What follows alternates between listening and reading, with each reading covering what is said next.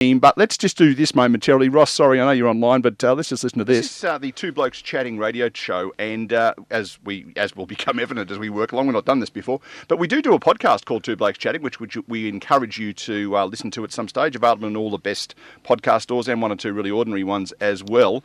We will be picking up some of the people that we're interviewing today and put them on as episodes on the podcast, so if you miss stuff, don't be panicking right there. And we've got some half-reasonable people on the lined up on the show today. This is from the first show, you understand. A gentleman who was needs no introduction, but he's going to get one anyway later on. David Parkin, who's done a little bit in the footy world. He was coach of Fitzroy, as I recall. He was, that's correct. Yep. Well picked up, Neil. Don't care much about the rest, but being an old Lions man. But he's a good man. He's been very good to this station. He's been on here a couple of times. I first met him in the little village of Winchelsea when he came to do a sportsman's night many years ago, and he's been very, very giving of his time since, and he's lined up again today, so we really appreciate that. Josh Barnes will be on there. Yeah, we'll wait about the rest, but there you go. That was how we started all those shows ago. We've got a couple of very special guests who have their own intro songs, if you don't mind. Can you just hang on, stand by. Can you just hold the song? Sure. Good morning, Rob. Good morning, Neil. Good morning, Ian. Oh, we don't know who you are. Well, tell them who I am. It's Ian. Yeah, right. So to be able to hear the song, and I didn't hear that bit that was on then about the first show. You haven't brought your headphones again. No, as happens, no, I haven't said. Well, I've bought my own this time. You were wondering what was in the car. Look at that. Yeah. Have we got that on the camera feed in this? We don't have a camera feed. We're not good looking enough for that. These are my AKGs that I purchased myself. See if they work. So I'll just turn this up here. Yeah, all beautiful. Haven't they got a good sound? I purchased these when I commenced radio full time with John Blackman doing breakfast. Nonsense. At 927 the Greatest 3Z in 1987. Really? Yeah. These are my AKGs. And I knew last time I came, there was this pair of toy things that kids wear when they're pretending they're on radio. They were Sennheisers. And just before you go, I'm keen. Yeah. I also thought I'd get into the theme of being at your program. So for the viewers at home, I'm just taking my shirt off. Yeah. Look at that. Sorry, Ross. We'll get to you in a minute. Yes, he's got his Two Blokes Chatting shirt on. Oh, magnificent. Hey. All right, I've been waiting a long time to wear this. Okay. All right, let's do this. He could have been anything, a cat in blue and white, swinging willow on the cricket pitch or soaring for a mark in flight. But Colby found his calling on stage with stories set to sing. He could have been anything, but this felt like the thing. Oh, and that introduces Ian Cover. Hello, Ian. G'day, Neil, and good to be able to hear that too. Now that I've got my headphones on. On the phone, we got one for this bloke. Lawyers flow, yeah, he once was a lawyer. Now he's spinning the yarn, artificials in the pocket, intelligence and charm, hawthorn colors running through his veins, Gunner's kicks from 50 in the brown and gold rain. Yes, he once was a lawyer. His name is Ross Stevenson. Good morning to you, Ross, live via satellite. Good morning to you all. Covey, is it what you've done today, is that the radio equivalent of he's bought his own ball? Yeah, and his own script and his own running sheet, from what I can see. Magnificent. All we need is our own photographer to get a photo of us all gathered in the studio. I've put the top on and everything. You have indeed. No, and Rob's got his from 1872. You'll That's all notice. right. I went back to the original. So, Can I just ask Ross a question? go right ahead, yes. Talking of bringing my own headphones, Ross, do you take your own into work? No, I do not, and I never have. I take whatever scabrous pair is available to me.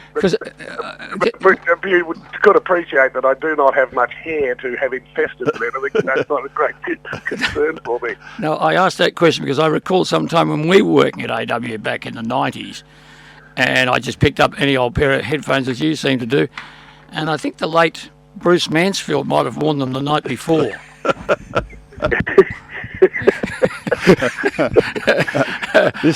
I said, something out there. I said, I rang up Jack Fagan and said, sorry, Ross, I said, I rang up Jack Fagan from Homicide and said, take these down to forensics.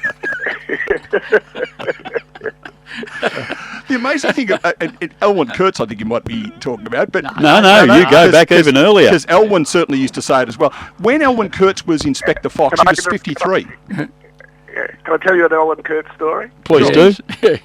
John Clark and I, years ago, wrote a play called The Royal Commission into the State of Victoria. How's that? Time with us. But anyway, and it was held, I think, at Russell Street Police Station, one of their halls. And the Royal Commissioner was played by none other than Elwyn Kurtz. Oh, fantastic. And at one stage, John and I called as a witness Steve Crabb.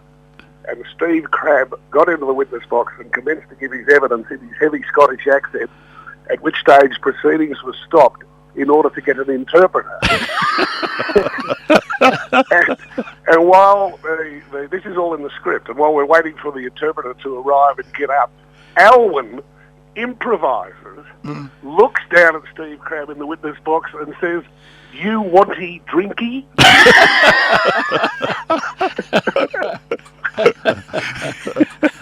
The staggering thing, I still can't get my head around the fact Elwyn Kurtz was 53 when he played Inspector Fox.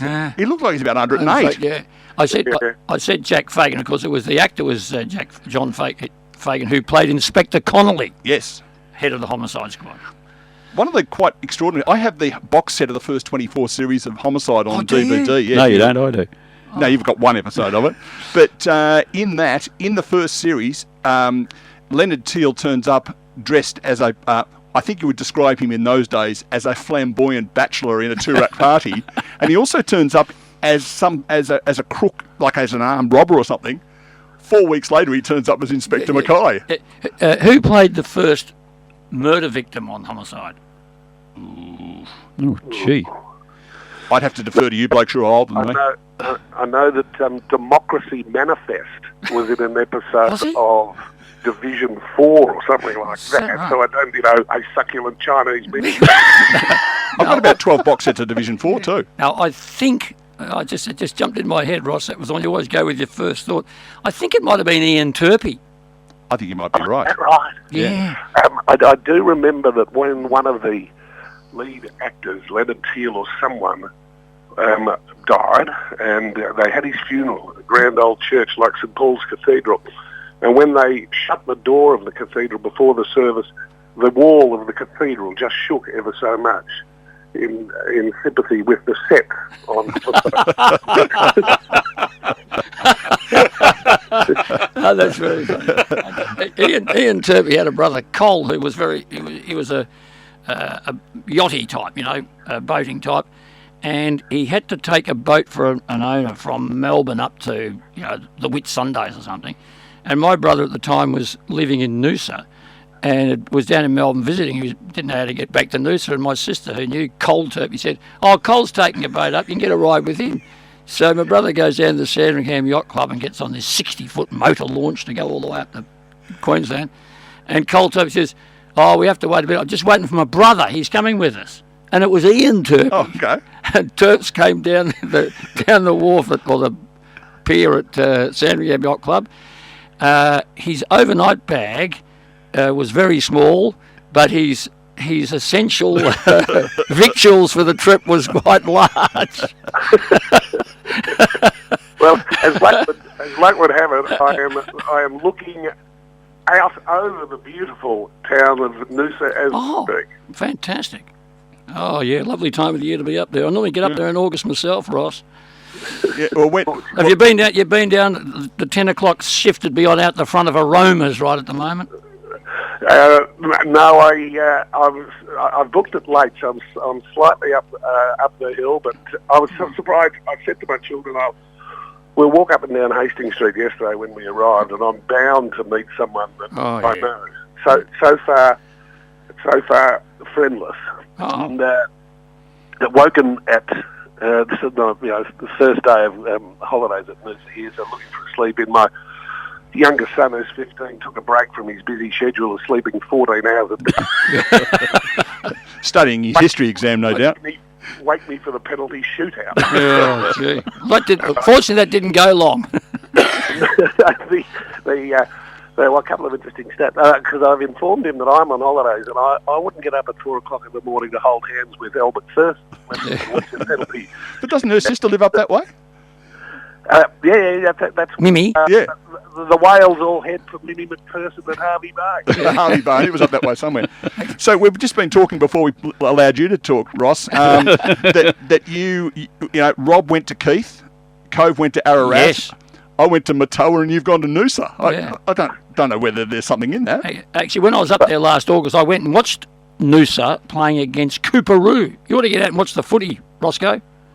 Yeah, I did at Port Douglas years ago. Yeah. Who was that Essendon player who played in 4 premierships? Leon Baker.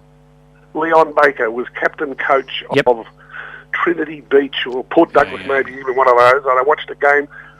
He didn't touch it. Oh, really? I thought you were going to say he brought his own ball. Someone took his own ball.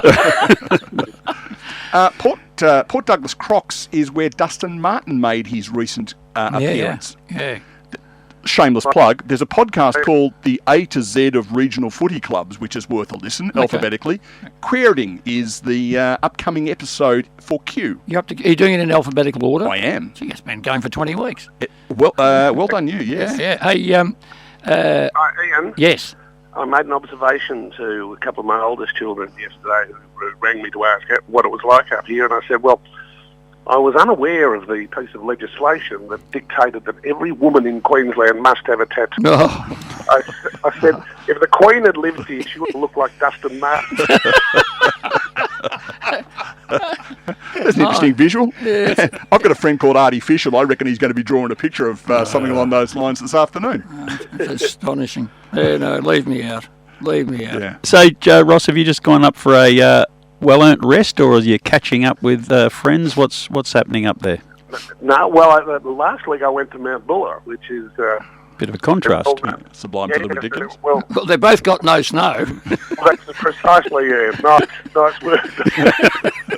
Mount Buller now does have snow. I'm pleased to report for the people in those environments. No, just Rob, 2 weeks ratings break and a bit of contrast, and just travelling with my 2 youngest. Yeah, but Ross, you're not just on any ordinary break, are you? From radio, you take a... Sorry, my son just interrupted me to bring me news. What's happened? He's walked all over my tag. Hey, sorry. Verde is equalised. Here's the news. Go out. I'm talking to some important people. Thank you. At the same time as us. That's rude. In radio, you don't take an ordinary break. You always take a... survey break. No, well-earned break. Break. Well, I noticed also this morning, in the context of you only do certain things in certain activities, Yes. Australia were beaten in the World Cup. They weren't bundled out. No, tennis only. No, tennis, you bow out in tennis. Oh, a bit of bundling. Bit of bundling going on in tennis. I've got visions of every male player that's ever played at Wimbledon bending at the waist as they back off the court. You do it, Wimbledon. It'll be a bout of the Royal Box. Is the Duke of Kent still going? No, he's gone down to the tattoo parlour. well, he was at one stage the Duke of Kent was an AFL umpire. That's right, he was. Yes. Umpire McLaren. Yes, Scotty McLaren. Can I bring you the chatting stat of the day? I don't know whether this is widespread. The Australian captain Matt Ryan, this World Cup. Here is a stat. He touched the ball 4 times. Is that right? That's all. Getting it out of the back of the net to the shootout. Is that counted? Yeah. But he's in very good company, Ross, touching the ball 4 times, because I think that's what Jeremy Cameron did on Thursday night. Yeah, were you one of those? You weren't paying attention. What about those terrible people giving him a Bronx cheer? For goodness, I was ashamed on Thursday night that Geelong people would do that to Jeremy Cameron. Yes. Or any footballer for that matter. Oh, I've set them off here. See, don't go. Anyway, back to the footy. Ross, when you've been in there in Noosa, I have many years. I first went there in 79. And even then in 79, one afternoon I drove down to Maroochydore to meet the editor of the Sunshine Coast Daily, because I immediately thought, gee, I could live up here and work on the local paper. And the editor said, I've had a lot of blokes come in and say that. so I've more recently it's been walking around thinking, so I could live up here and do breakfast radio. Yeah. Be a good gig, wouldn't it? I actually at one stage said to David Hooks, the late great David Hooks, I said, our retirement plan ought to be to come and do a breakfast radio program in Noosa. There you go. But not to be. There was a little studio just on the hill there near the Noosa Junction. That's I know exactly where that is, and that's the one I used to look at when Same here. So you're going to have to content yourself with living down this way and doing breakfast on 3CS Colac. Roscoe, see, somewhat... 3CS Colac and the Colac McDonald's. Yeah. That'll be a nice arrangement. Or indeed any other fast food outlet, because we can't name brands on community radio. The Scottish takeaway. Ross, a gentleman to my left who has been at the top of his game for many, many years. I'm sitting on his right, by the way. Easing into retirement. You have been at the top of your game for 20. Are you thinking 30. about when the 30? Are you thinking about when the end might be? While on this theme of ideal finishing job. No, I haven't, because I'm speaking to you from my bedroom up here in Noosa, but if I open the door and gaze into the lounge room, there is a woman called Lauren who is 10 years of age, and she has certain educational needs. and I have contributed. I've contributed twice to a somewhat different fund over the course of my life. And I think, to tell you something from the world of Lauren, she has become a insane Hawthorn supporter because her older brother's a man at Hawthorn and she loves them. So I took her to the footy a couple of weeks ago with the 4 of my children and Lauren's 10-year-old friend Miller. So I'm sitting there, and then I hear Lauren pipe up to the following effect. Miller, that's James Sicily. He is perfect. He is like that cousin your parents compare you with. Goodness me. Dear me. Is Miller a surname used as a first name there in that instance, or is it spelt differently?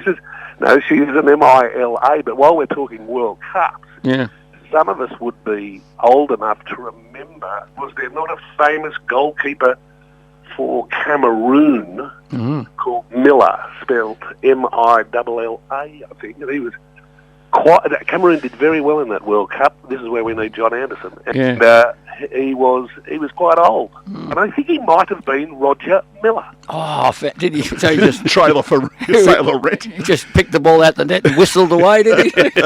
He was out where the buses don't run. When Matt Ryan, the goalkeeper, I don't follow it closely. Has he given up equestrian, has he, or Ross? I think he retired Kaibar TikTok, bought himself a pair of gloves. And became a goalkeeper. There was a Matt Ryan that played for the Swans, I reckon, as well. There was too, and I went to school with one. Did you? None of the above, obviously, because none of my talented people I went to school with. Ross, if Matt Ryan was a top Kaibar TikTok, who saddled up Peppermint Grove? I think I'm going to go with Gillian Rolton. You'd be correct. Yeah. What a gutsy performance she was too. She broke every bone in her body and still went on with the business. Crack, yeah. Well, didn't the great Bill Roycroft Yep. ride with a dislocated shoulder or something? Yeah. I don't think I'm right in saying that the famous Bill Roycroft, that was his second crack at elite sport. I think he played in a maroon and blue jumper. Did he play for I believe he did. Lions? So did Don Chipp. Did he? Incidentally, yeah. Gee, they all lined up down there, didn't they? Yeah. Hey? Well, I could have got it right, to be honest. Oh, dear. Now, speaking of Australian rules sport, can I just take a bit more self-indulgence? Because no relation. Robin Butler and Wayne Hope have written a TV show that Sam Pang is starring in called Ground Up. Have you caught any of that yet? No, it's on my list of things to do. I'm up to episode 4. Well, I've streamed ahead, and it's no spoiler, but this is what one of the episodes, apparently written by Rob, or they've been listening to our show. Excuse me, I'm sorry to interrupt. I'm Pip. I spoke to you on Friday on the ABC in support of the stadium. Oh, yes, the voice of reason. Because there's no team without a stadium. That's exactly right, Pip. And you were saying how you hope to double the number of children playing AFL. That's right, even more if I can get... I just wanted to point out that you can't play AFL. It's a competition and not a sport. What you play is Australian rules football. Right. Yes, well, thank you for that. Children don't go down to the basketball court to play NBL. No. And if they want to kick a soccer ball around, they don't say, oh, let's go and play some Bundesliga. Yes, all right. Head down to the tennis court to play some Wimbledon. No, that'd be ridiculous. So you get my point. I do. And if they haven't taken that from us, what about this? If a game is us versus Sydney, that does not mean we are versing Sydney. Who are we versing then? Sydney, but we're playing them. Versing is not a verb, unless we're reciting poetry about them. So there you go. Who says we aren't having an impact on... 2 very good lessons there. Yeah. Very good lesson I actually, indeed. the thing I laughed at most when I was watching that was the use of the word Bundesliga. And the character, as you will see when that episode comes on, if you haven't already seen Yeah, it. seen that one, Yeah. I think she might be from the Tasmanian equivalent of Bratton. Yeah, very much so. Yeah. Mount Larza. Yeah, Mount Eliza. Hey, just back on the school issue, Ross, I was at lunch with some chaps yesterday who all had APS backgrounds, and sort of their children did subsequently. They were talking about a chap they knew that had been married a couple of times, and he'd gone around in the childhood stakes in both marriages, and he'd worked out he'd had paid an accumulated 65 years of school fees. Ian, Yes. I'm trying to have a holiday. Dear, I did think of you at the time. I think Ross and I did that calculation on another radio program once. I won't announce it here, but yeah, it was a fairly lengthy number of years in a row that you were paying, I think, Ross. The fella Don't worry about that. The fella said to me, he said, you would. I won one day in golf, and the fella said, I've just finished I've sent the last check off, Overall, with all the kids that have had its heads up, you take her every year, that's 45 years worth. He said, I sent the last check off, he graduated. I got a call from the school next day asking if I'd like to donate to the foundation. and I got to say that the two of mine who are out the other side, who I paid for, the second one at the Year 12 gathering where they all sort of thank the teachers and talk about what a great time and who they would like to thank. My second oldest boy got up, his name is Noah, his older brother was Joe. He said, the first person I'd like to thank is Joe for setting the bar so low. That's very Yeah, it's very nice, isn't it? Very good. Very good indeed. Anyway, have you ever worked out how many shows you have done? These blokes have done 300. Oh, God, it'll be 42 weeks times 5. 210. Times 30, I don't know. 600? 1,000 or something? Yeah. 6,000, whatever, yeah. Could have been footy show alone, 1,195. I know that because Stan, the statistician from Stradbroke Island, told me. He wrote them down in his Varna exercise book. That's about an average of about 28 shows a footy season. Yeah. 1195. Cove, are you guys... people who liked you. We're pushing up against, no one likes us. Well, you got the 300. Yeah, I suppose. Are you guys still going on the farewell tour occasionally? No. It's all packed away? We're doing one show, and one show only. Heatherton, did I read? No, we're doing Brownlow night at the MCC. Oh, good. For the 19th year. Oh, nice. So the MCC can bill it as, live and exclusive, only appearance, And there's no... So a little bit. I think they're going on sale soon. There's a heads up for any MCC listeners. It'll be on sale soon. Yeah. Beautiful. Well, and unfortunately, you can't say, look, sold out, doing a second night. There's only one Brownlow night. Because if it's a tie, they just don't play extra time or anything, do they? No. What about that? In fact, this morning I woke up and there's all this talk about, the couple of shots that missed. And And I thought, that's good to see they're taking an interest in the US Champions Tour, where this is the golf, where Geelong's own, or Barwon Head's own, Richard Green is plying his trade on the Champions Tour. Of course, you turn it on the telly, all they do is show the Americans. Oh, yes. I saw Richard Green twice, and you know what happened? He missed 2 short putts, just like those shots for goal. And he went from 3 under to 1 under, but he's still right up there in the mix. It's the US Seniors Open. Are any whips cracking? Because, of course, that's when you need to be at the top. No. But tomorrow, it'll be moving day. Right, of course. Day 3 is always moving day. Yes, I'm expecting to see all these, Ridgeway's vans parked in the car park to load them up. Or any other moving service, of course. Yeah, of course. Ross up there in Noosa at this particular stage. Artificial, he's started off here. He's created a few waves at 3AW and given you fellas something a bit extra to talk about. The modern AI coming into your world. Have you enjoyed his part of the 3AW breakfast show?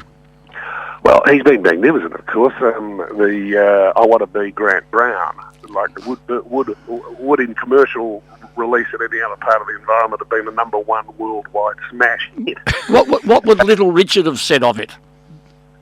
Little Richard? No, tell me. Well, when it was recorded, what did Little Richard used to say? No, it was... Jerry Lee Lewis. Jerry Lee Lewis. Yeah, Jerry Lee Lewis would have said at the conclusion, it's a hit. Sorry, I was getting confused with Little Richard. But what I've done recently is Artificial, is not widely known, has expanded his horizons. I have the said 15-year-old had some exams to study for. And one of them was the causes one was Animal Farm by George Orwell. And it would be fair to say that he was a little bit behind in his studies. I went to parent-teacher, and he recently, my 15-year-old, allegedly suffered concussion playing. My 15-year-old allegedly suffered concussion playing football. I think really he just got a punch in the back of the head. But anyway, allegedly. The teacher, I said, now what's the book he's supposed to have read? And the teacher, Mr. Smith, said, it's Animal Farm by George Orwell. And I said, has he read it? And he goes, yes, he's read it. But unfortunately, he told me he got concussed playing football a couple of weeks ago, and the entire contents of the book have gone out of his mind. So I got on AI and I asked for a summary, a 10-paragraph summary of Animal Farm. And then I asked AI to convert that 10-page summary into lyrics in the style of Eminem. And then I went to Artificial and said, can you have those lyrics recorded in the style of Eminem, and produced an Eminem song about Animal Farm by George Orwell, and it got him over the line. It will probably be released one day, Fischl/Stevenson. Yeah. It's a hit. Fischl/AI. But it's that modern approach to doing English lit.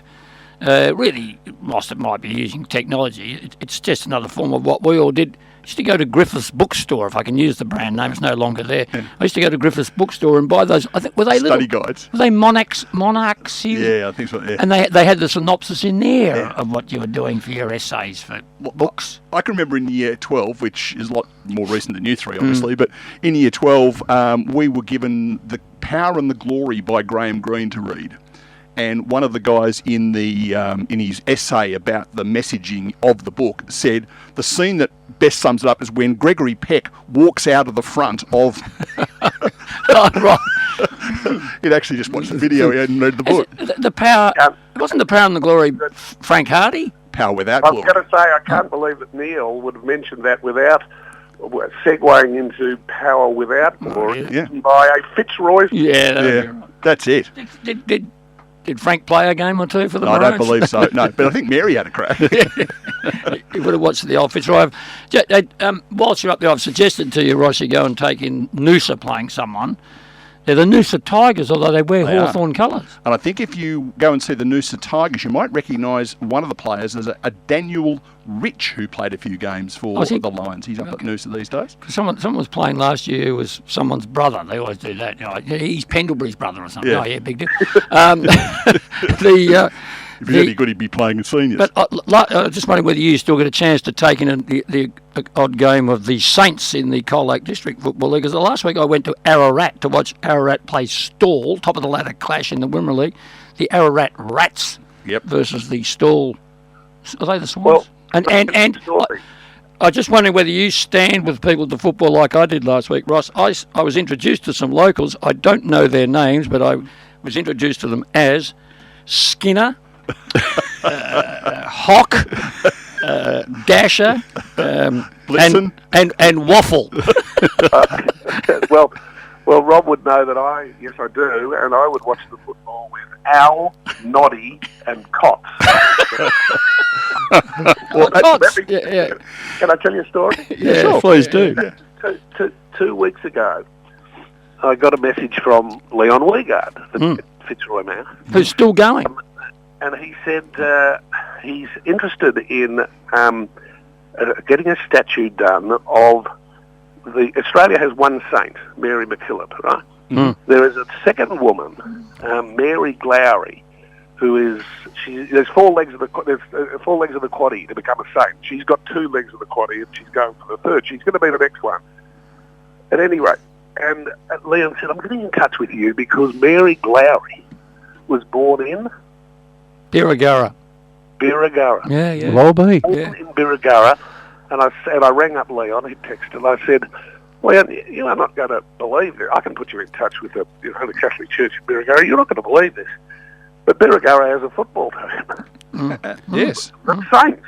The Saints. Yeah, she'll become the #1 ticket holder. Yeah.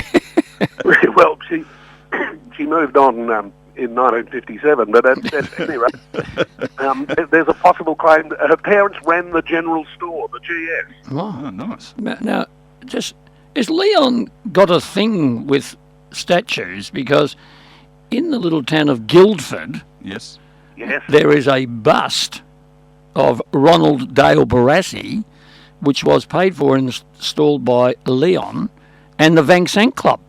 That's right. He was telling me the story. I think the statue was sourced by Ron's wife, I think. Okay. And I've driven past it many times, and it actually has an actual demon scarf around its neck. Okay. And you know what? No one pinches it.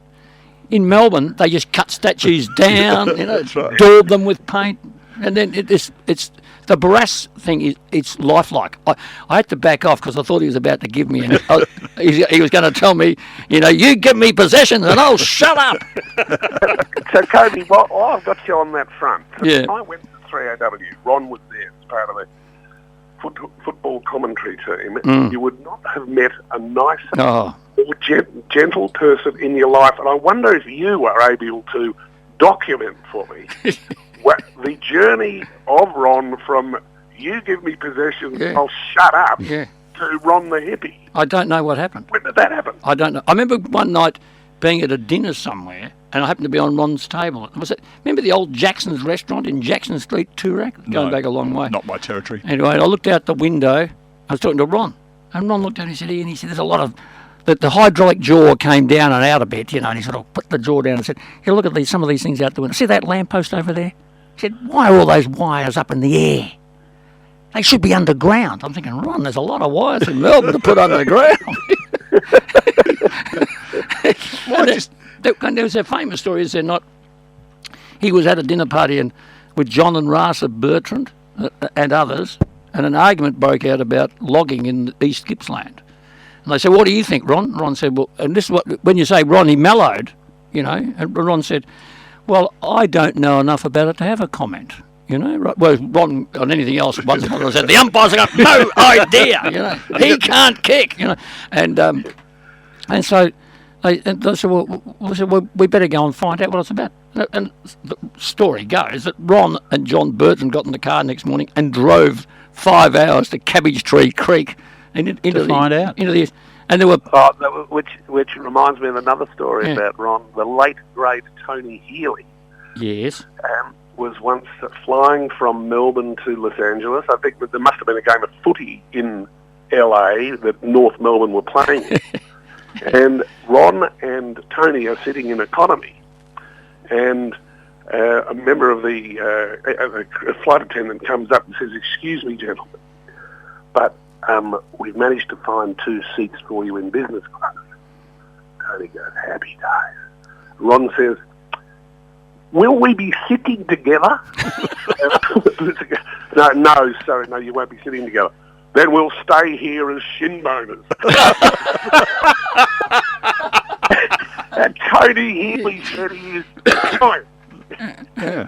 I think, but did Ron start to mellow when one day on the football, wasn't it, when there was a weather alert came in, Ross? That was the sheet weather alert. And the then housewives of Melbourne.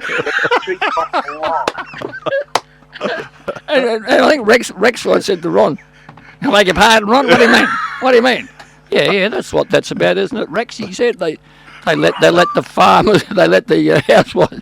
No, start telling them to bring their sheep in. No, it's not. It's for the housewives of Melbourne to bring their sheets in. I tell you what, true story. Ron stories you will ever get. You get a moment from Sam Newman, and telling him in his beautiful way. I remember one. The 3AW crew were doing a sportsman's night in Bentley, and Ron was getting up and doing his bit. He was going, "Just marvellous to be here in Bendigo." And Sam was sitting there, we go, "Bentley, Ron." Every time Ron would say Bendigo, Sam wouldn't move a muscle, he'd just go, "Bentley, Ron." Very good. You're listening to the Four Blokes chatting, as it were, if you just tuned in. It's a 11:15 for those who are shouting. Don't be panicking. And of course, there's that famous the first bounce of the 1989 grand final. The umpire steps and he throws the ball down on the rubber knob, and up they go. Oh, and Brereton's down. You know? Ron Barassi. Ron goes, sorry, Ron. Sorry, Rex. My eyes were down the other end. And besides, I was looking for my pen. I just dropped it on the floor. True. Ron didn't say it. Well, he must have done all right, the boy, because they've just named a street after him just near where I live. Brass. Yeah, Brassy Way. Yeah, and the other one, of course, Ross. You're a. Can I just channel Barras for a minute, Ross? Yes, indeed. Ross, you've worked a long time in radio, and you're known for having a very smooth tongue. What would you rather have? Would you rather have your eye poked out or your tongue cut out? I think attempting to answer that question brought a premature end to Gavin XL's career. Gavin XL was in the box one day. He was not playing because he had an eye injury. And they've now Ron Barassi's here. Ron's first question. Now, Gavin, you've had your eye hurt there. What would you rather have, your eye poked out or your tongue cut out? And this is radio silence. So Gavin Exel just, what sort of question? No, where did it's... At the risk of bringing this party to end, we probably should let... I promised Ross 20 minutes and we've already been going 40, so we probably should let him go and have his holiday. We appreciate the fact that, if you are doing this thing like 5 days a week most of the year and then someone says, by the way, on your holidays, can you spend time on the radio? We certainly appreciate your support of this circus that we run here on a Saturday morning and for being part of it this morning. No, it's enormous fun, and I felt obliged, or I was terrified into taking part in this morning's conversation, because I think the last time I spoke to you blokes, I used the expression AFL and was admonished. and rightly so. Well, the last time we did this together was for the 200th show, yes. Was it not? Yes, it was. Do we do the 100th together as well? I think you might have. I'll see you in another 100 shows, Ross. Yeah, see you then, Coach. See you for the 400. And hopefully I'll see you at Birregurra one day soon, Ross, with Cots and the aforementioned. Another one I met was Dodger. Dodger was a good bloke. Yeah. Now, before you go, Ross, we all love Chris Fagan, don't we? He's a great bloke. Yep. Oh, fabulous. Now, I've got 2 little clips from Chris, and if you don't think we're making an impact with our 300th show, have a listen to this. Okay. These are actual from press conferences. The opportunity to have those 2 blokes who are just outstanding, and we all know they are. Good, thanks, Chris. Yeah, that was Chris. And then as recently as Thursday night after the game. And I think that's the case with those two blokes. They're both highly talented. They play with a lot of energy. They're important to us, and you've been able to probably witness over the last few weeks that they've started to get back into some good form. So hopefully they can hold that form and keep going now. Who am I to argue with the great man? Yeah, that sounds to me like something that a coach might have said about my football. He plays with a great deal of energy. It could mean anything. And may have been taken out of context. I don't know. Did people used to rave about Chris Fagan when he was at Hawthorn and say, oh, this bloke's a genius, he'll end up coaching a league team one day? I bet internally they did. Well, Ross would know. You know the internal workings at Hawthorn. No, I don't really. I sit back as a fan, and today a very trepidatious fan, given the lack of personnel we'll be taking out against the Demons. So I'm pleased I'm not on air with Russell at the moment. It might have been slightly uncomfortable. Well, the thing that I don't like to draw conclusions. Alistair Clarkson, when supported by Chris Fagan at Hawthorn won 3 premierships in 4 years, or 3 in a row, whatever it was. And then Fags left and went to Brisbane. Brisbane went up, Hawthorn went down. He hasn't been all that successful at North Melbourne. You do what our American friends called the math. Yes, which of course should be the arithmetic. Of course it should be. Of course it should be. Ross Stevenson, enjoy the rest of your break. We'll look forward to hearing back from you in a week or 2. Have a good break. Yeah, Betty. Thanks, mate. All the best. All the best. There is a legendary friend of the show. We've got another one in the studio. We're going to have some really quick sponsorship announcements. Then we're going to come back because he wants to talk about something really important.